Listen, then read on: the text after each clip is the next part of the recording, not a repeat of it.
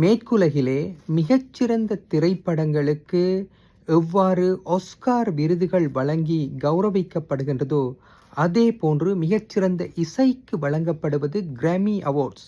அதிலும் மிகவும் உயர்வான விருதாக கருதப்படும் ஆல்பம் ஆஃப் த இயர் இம்முறை லத்தீன் இசைக்கலைஞரான பேட் பனியின் டிரார் மிரா ஃபோட்டோஸ் என்ற ஆல்பத்துக்கு வழங்கப்பட்டிருக்கின்றது.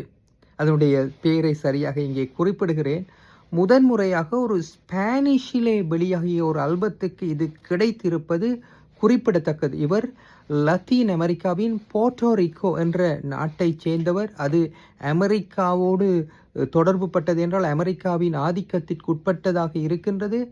அந்த நாட்டினுடைய வேர்களை அடிப்படையாக கொண்டதாக இந்த இசை ஆல்பம் தயாரிக்கப்பட்டிருக்கின்றது.